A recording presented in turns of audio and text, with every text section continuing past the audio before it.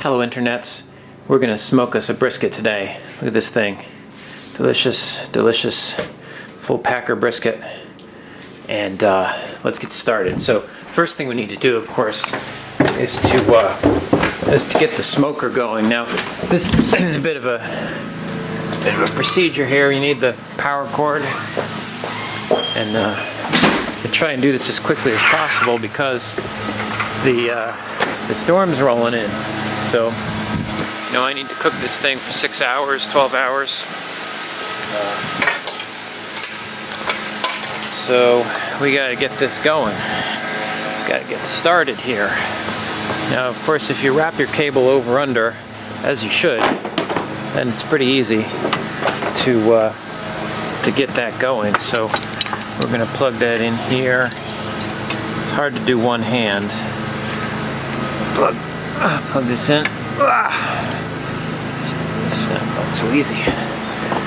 Okay, we'll run our extension cable here, the way I like to do it. Get it going. Nicely over there. Okay, now let's just get this set up.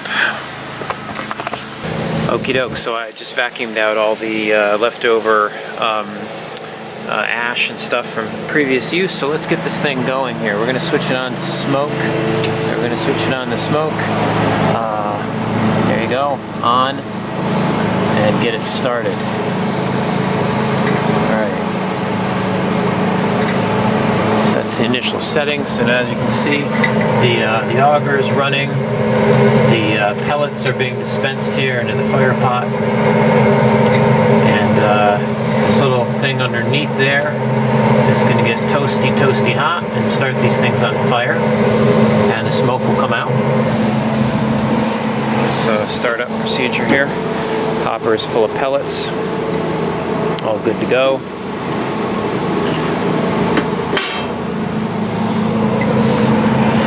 Soon we'll be smoking ourselves some brisket. There we go. So I'm starting to see wisps of white smoke. I don't know if that's coming out in the video. Yeah. Alright, so it's time for me to put this together.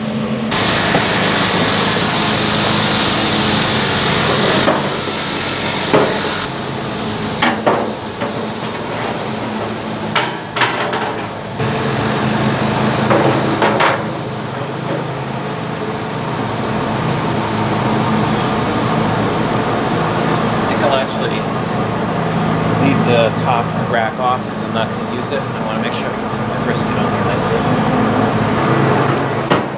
Close it up, let it preheat, and meanwhile get the meat ready to go on. Here we are back in the kitchen. Have our lovely brisket here ready to go. I think the first thing I'm going to do before I address the meat is set that aside, and we're going to make our rub, which will be very simple. I'm going with Texas style here. So, or at least, sorry, I'm not one of those people who can talk and do things at the same time, so kind of speaking gibberish. I'm going with the Central Texas style salt and pepper, is what I'm trying to say. I'm just going with salt and pepper. So I think what I'm going to do is half a cup of peppercorn. Yes. Let's just do this. Let's do this. I have to hurry today, so this will be one of those things where I might screw it up, and that might be good because that'll tell me next time I'll have this video to see what did I do that time when I screwed it up. Alright, so we're going to take our peppercorns and our grinder, spice grinder here, which is fantastic. This is a Waring, whatever the hell you call it, spice grinder.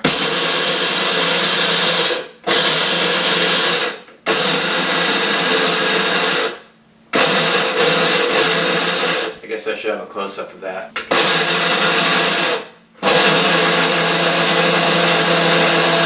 So we're grinding our pepper. Let's see.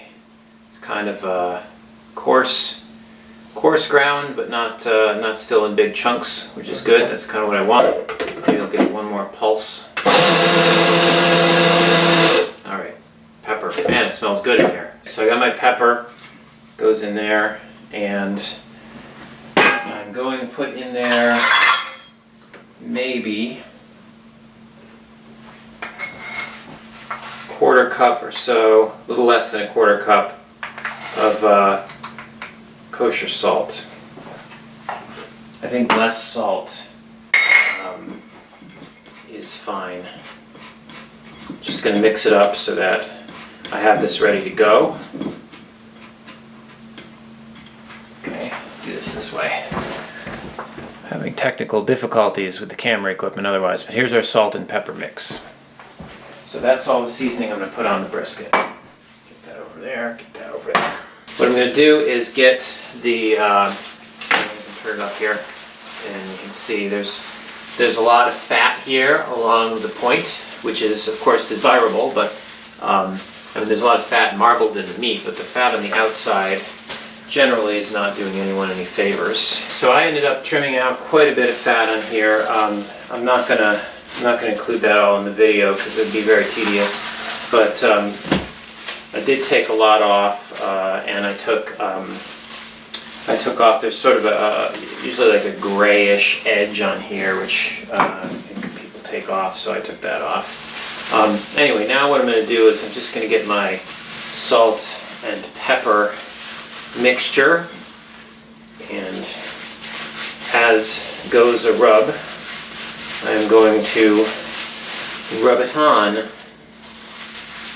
A little bit difficult to do. I should get a larger pan for the future. These briskets tend to just kind of overflow here. But pretty much resigned myself to destroying the kitchen and having to do a deep clean afterwards, so that's just the way it goes. So that amount of salt and pepper, half a cup of pepper, peppercorns pre-grinding, and then I guess I put it was just under a quarter cup of salt in there. It seemed to make just enough. I used the whole amount to cover this, and then as it falls off, you can pick up what's on the tray and work that in. So I'm ready to go put this outside on the smoker. Just a quick note about the plan here, by the way, and it's important to have one for something like this. This is like a 12-hour, up to 12-hour cook time here. So, you got to think about timing, weather, things like that. So, fortunately we've got a hurricane coming in here, but I think it's not going to hit until tomorrow. So, the first 6 hours of this are going to be cooked on the smoke setting, and then it's going to go up to 225 for possibly another 6 hours. So after 6 hours, I'll take this out, wrap it in butcher paper, and then put it back in at 225. Now the thing about that second wrapped part is that can happen just as easily inside the house in the oven. So I have a backup plan here. If it looks like the rain's going to hit before this is done, I can move it to the oven, but at least I'm going to get 6 hours of good smoke on this, and that's really essential for the flavor. The second part's just to cook it all the way through. The other thing is, this is a pellet grill, and it can run out of pellets. It can also go out for various reasons. It's burning wood in there. If the fire goes out and it doesn't restart, then it's going to go cold. So last thing I want to do, if I decide at 11, 12 o'clock tonight that I'm going to leave this overnight till 6 a.m., I do not want to find that the fire went out and it's been sitting here, room temperature for 5-6 hours.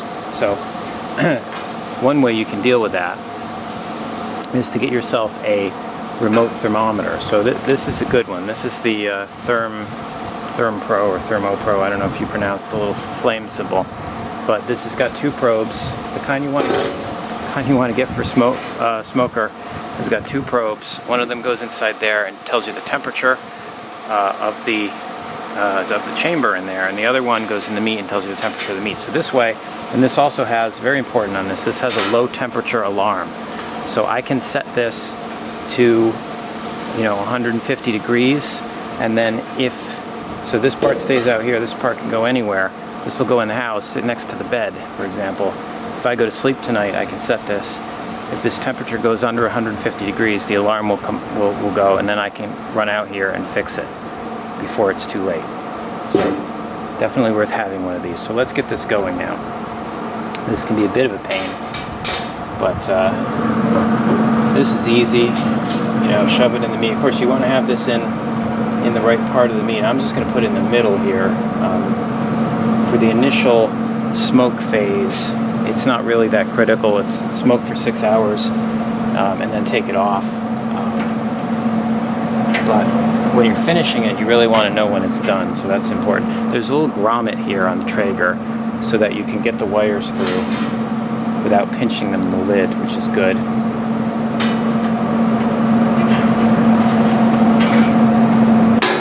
Not really sure what's in view here, the camera. Let me take a look.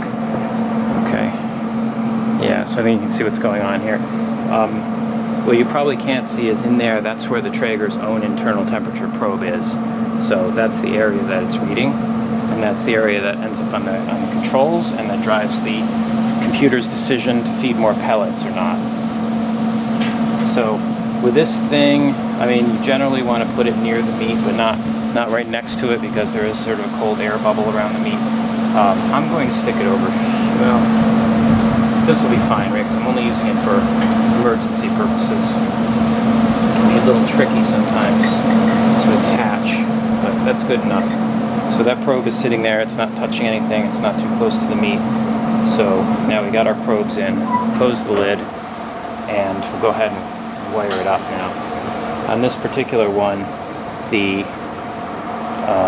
barbecue temperature goes on the left side. It'd be nice if they labeled it. And the meat temperature goes on the right side. So 2 probes connect in there. You turn on the remote unit. It does have a screen. It does tell you probe 1, probe 2. Set that right on there. Let that hang there. Let this thing smoke and more or less leave it alone for 6 hours. I will check on the pellets periodically. Let's see here. Attach this.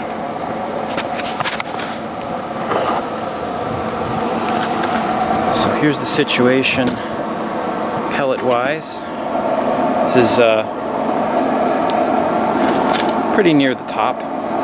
On the smoke setting, it's not going to use a lot of pellets. If you turn this thing all the way up to high, there's a setting there, 375, and then high, which is 450, it will feed through those pellets as fast as it can.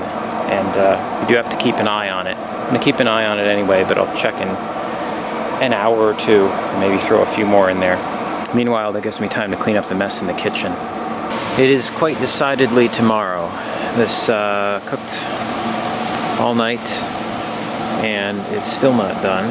It's 10:30, and I kind of expected this to be done around 6 a.m., 6:30, so it's definitely hit a bit of a stall here, which is not unusual, but frustrating. I've added a whole bunch of temperature probes, so we've got that one on the remote thermometer there, and then we've got, hopefully this is visible, there's a bit of a shadow issue with this thing, but if I press probe 1,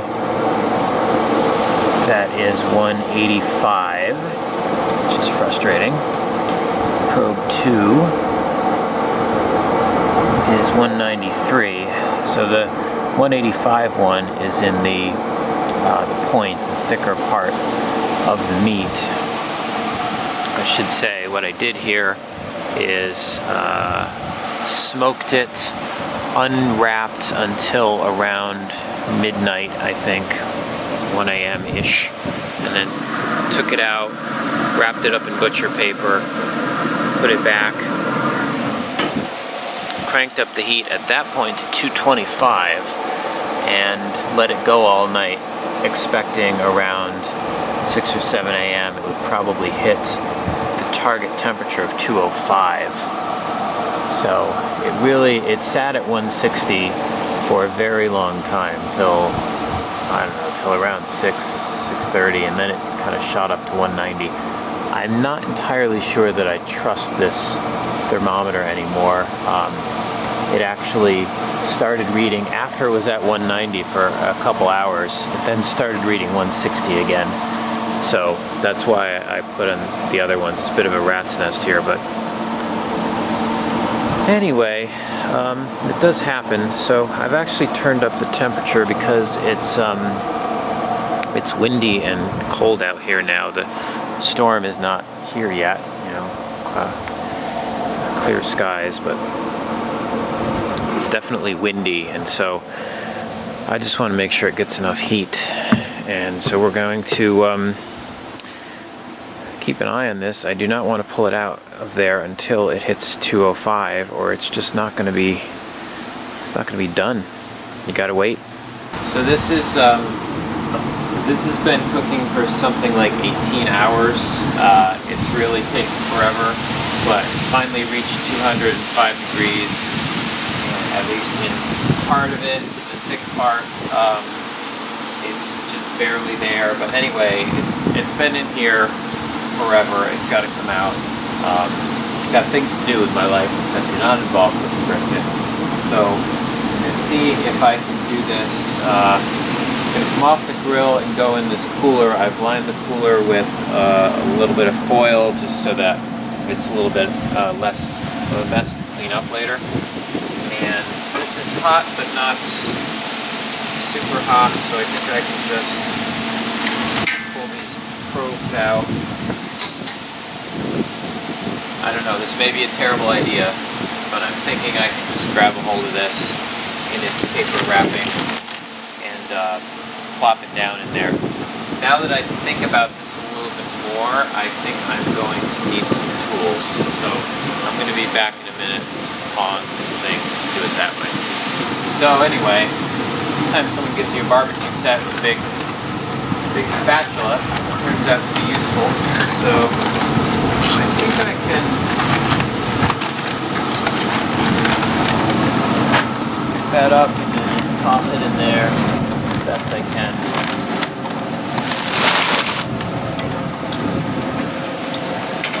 Perfection is not a thing. Alright, so that's gonna stay in there.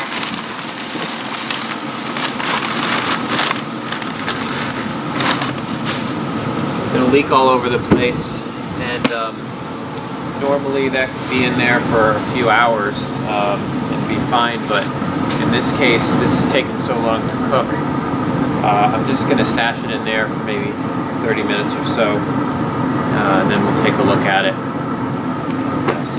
see if this worked out at all. So here is, I guess, the moment of truth. Apologize for the poor set design here, but we've got places to go. So this is basically just coming down to time-wise. Got to get this out of here, cut it up, see what it looks like. Hopefully this worked out okay. Really, like I said, I think it cooked for 18 hours or so in total, maybe even more. Can't do the math. But took this out of the cooler, and I'm going to get the paper open, and we'll see what's inside here. That's, I will say, damn good color on that. You can see it's kind of floating in the soup there of grease, as it's in the paper. I'm going to have to get a hold of some kind of tools here. I was thinking once again that I would just reach in there and pick that up with my hands, but it hasn't really cooled yet, so it's that is a hot piece of meat. Hopefully the juices won't all run out. Okay, so I had a lot of trouble getting this out of the paper. It really was sort of floating in grease, and I think it's probably overcooked. It's probably too tender, as they say, which, you know, for now is a problem I'm willing to have. As I learn how to do this is only the second brisket I've ever cooked. It's real dark on the outside, which is not a problem. So this is the point end here. This is the flat end. So what I see people do on the internet anyway is you slice the flat end think this is the technique I like. Slice the flat end up to about here, where the point starts, and then this gets, the grain runs in a different direction here, so kind of take this piece, turn it, cut it in half, and continue slicing it. Anyway, without too much further ado here, I'm just gonna get into this and see what's going on over here. Try and get a few slices. I'm using this bread knife because I saw Aaron Franklin use a bread knife, and so, you know, I have delusions of grandeur, I suppose. I'm gonna cut a few slices here, just enough for a taste test, really, because pre-slicing it all, it's just gonna get dry. So I'm going to assume that if I continued to do these slices, they would go up to about this, about here. Let's call it about here. So I would, let's say we would stop there. That, I went a little bit into that. Okay, so this guy then gets turned around here, and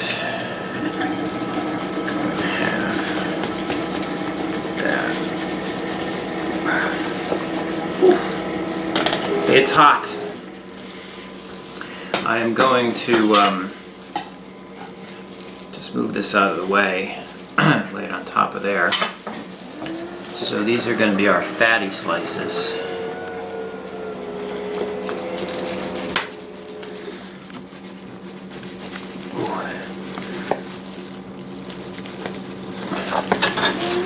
More or less like that. Get another one off there if I can. Yeah, it's kind of fall apart. I don't know. Let's do the old pull test thing. So it isn't falling apart on its own. It pulls apart easily on its own. That supposedly is a good sign. I'm just going to go ahead and try some of this.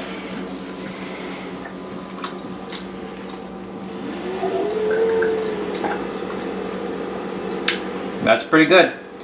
Pretty good.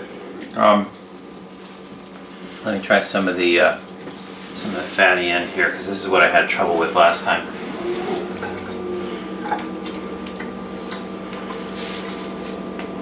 That's good.